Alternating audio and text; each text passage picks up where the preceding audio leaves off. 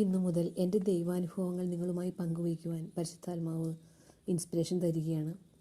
17/8/2024 ഇന്നലെ രാത്രി 2 AM-നും 3 AM-നും ഇടയ്ക്ക് എൻ്റെ മുറിയുടെ ഡോറിൻ്റെ ചില്ലുപാളിയിൽ പ്രകാശം തെളിയുന്നതും കെടുന്നതും പലവട്ടം കണ്ട് ഞാൻ പേടിച്ചുപോയി. കൂരിരുട്ട് വരും, വീണ്ടും പ്രകാശം വരും, കെടും തെളിയും. അങ്ങനെ ആ പ്രകാശ അത്ഭുതം മുറിയിലും പ്രതിധ്വനിച്ചു.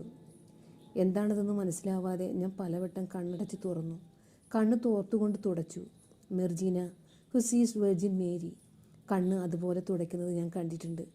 അവസാനം മുറി തുറന്ന് അവിടുത്തെ ഈശോയുടെ ലൈറ്റ് കെടുകയും തെളിയുകയും ചെയ്യുന്നുണ്ടോ? അതങ്ങനത്തെ ലൈറ്റ് അല്ല, എന്നാലും അങ്ങനെ ഉണ്ടോ എന്ന് നോക്കാൻ വേണ്ടി ഞാൻ പോയി. എന്നാൽ അത് അതുപോലെ തന്നെയുണ്ട്. ഒരു മാറ്റവും സംഭവിച്ചിട്ടില്ല. മുറി തുറന്ന് പോകാൻ ശ്രമിക്കും മുൻപേ കാലു സൗഖ്യപ്പെടുത്താൻ ഈശോ വന്നതാണോ എന്ന് തോന്നുകയും ഉടനെ നടക്കാൻ ഉള്ളിൽ ബോധമുണ്ടാവുകയും ചെയ്തു. ഉടനെ എഴുന്നേറ്റു. നേരത്തേക്കാൾ ഭംഗിയായി എനിക്ക് നടക്കാൻ പറ്റി. കാലിൻ്റെ വേദനയെല്ലാം മാറിയിരിക്കുന്നു. ഉള്ളിൽ വലിയൊരു ആനന്ദം അനുഭവപ്പെട്ടു. ഇന്നു മുതൽ എൻ്റെ ദൈവാനുഭവങ്ങൾ നിങ്ങളുമായി പങ്കുവയ്ക്കുവാൻ പരിശുദ്ധാത്മാവ് ഇൻസ്പിറേഷൻ തരികയാണ്. 17/8/2024 ഇന്നലെ രാത്രി 2 AM-നും 3 AM-നും ഇടയ്ക്ക് എൻ്റെ മുറിയുടെ ഡോറിൻ്റെ ചില്ലുപാളിയിൽ പ്രകാശം തെളിയുന്നതും കെടുന്നതും പലവട്ടം കണ്ട് ഞാൻ പേടിച്ചുപോയി. കൂരിരുട്ട് വരും, വീണ്ടും പ്രകാശം വരും, കെടും തെളിയും. അങ്ങനെ ആ പ്രകാശ അത്ഭുതം മുറിയിലും പ്രതിധ്വനിച്ചു. എന്താണതെന്ന് മനസ്സിലാവാതെ ഞാൻ പലവട്ടം കണ്ണടച്ച് തുറന്നു. കണ്ണ് തോർത്തുകൊണ്ട് തുടച്ചു.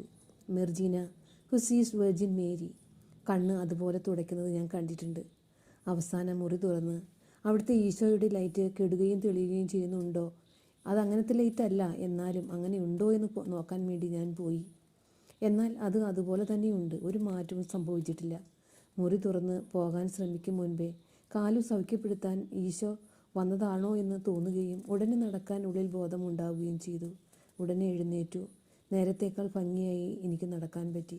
കാലിൻ്റെ വേദനയെല്ലാം മാറിയിരിക്കുന്നു. ഉള്ളിൽ വലിയൊരു ആനന്ദം അനുഭവപ്പെട്ടു.